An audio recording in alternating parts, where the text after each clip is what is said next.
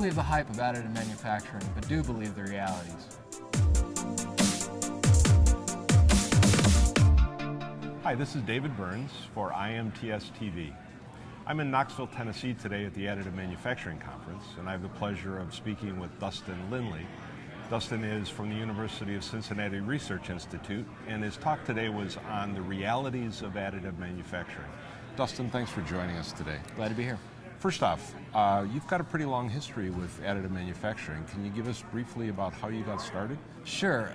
In about 2002, I graduated from the University of Illinois in Urbana-Champaign with a master's degree in mathematics, and came to Cincinnati because my fiance had got a job at Procter & Gamble. So I came over to Cincinnati and didn't have a job, and so I ended up working for a little company at the time that was building rapid prototypes called Morris Technologies. And I started out sanding parts in the finishing department, sanding plastic parts, and pretty quickly moved. I have some technical capability, so I pretty quickly moved into doing maintenance on the SLA machines, and then when the metal machines arrived in about 2003, I started working primarily with them and continued on that path, and eventually got to where we were doing research and material development, new process development, and a whole range of things for Morris Technologies there. So that's the early part of the. Well, so you've got a long history with additive manufacturing. I think the theme of your talk today was about myth versus reality. So could you give us a quick example of some way in which you think the industry is being perhaps overhyped? I think there are a number of ways in which laymen may be not as aware of the reality of the technologies. There are some specific examples. I think people think that additive manufacturing is some sort of magic, and that you can build anything or produce anything. It's a tool like any other, and there are limitations. If you do machining, there are limitations to that technology, and this is no different. There are certain features, certain structures that we simply can't build, and I don't think those limitations are realistically understood by a wider range of people. Especially reading a lot of the news stories, it's easy to get the idea that it is magic, that it is beyond anything that people could understand, but that's really not the case. I think those comments were fair and really well accepted by the audience.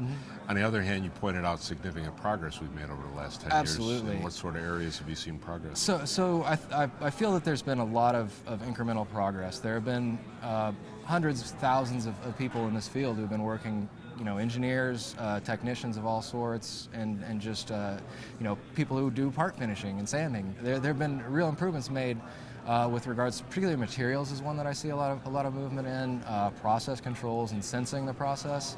So the big advantage that I see in a lot of these technologies is you can actually watch the material being produced. And that's fairly unique to the technology. You can actually see that occur. And I think in time we'll be able to better understand the materials that we're producing in that context. So I see a lot of improvement with regard. In general, everything is getting better. Some things are getting better more quickly than others. Materials is one that I would put a particular emphasis on. So if you could close your eyes and dream 5 to 10 years out, and pick one thing and say, if that happened, that would be amazing, what would it be? Well, I think the thing that really interests me is the next generation materials. We're now using materials that largely have been used in other industries for years and years. We use, in the aerospace world, we use a lot of Inconel alloys. These have been developed a long time ago, and they were developed for a different process, a different purpose, for casting primarily. Whenever, in the 5-year range, I would certainly expect to see materials that are tailored specifically to these processes that are better than any materials that have come in the past. And I think that's when we start to see this process not attempt to replicate what has come before it, but to push into new ground, particularly in those high value areas of aerospace and the medical field. So those are the things that are, the materials side of it is really interesting to me. Dustin, thank you again for being with us today. Your comments are intriguing and interesting.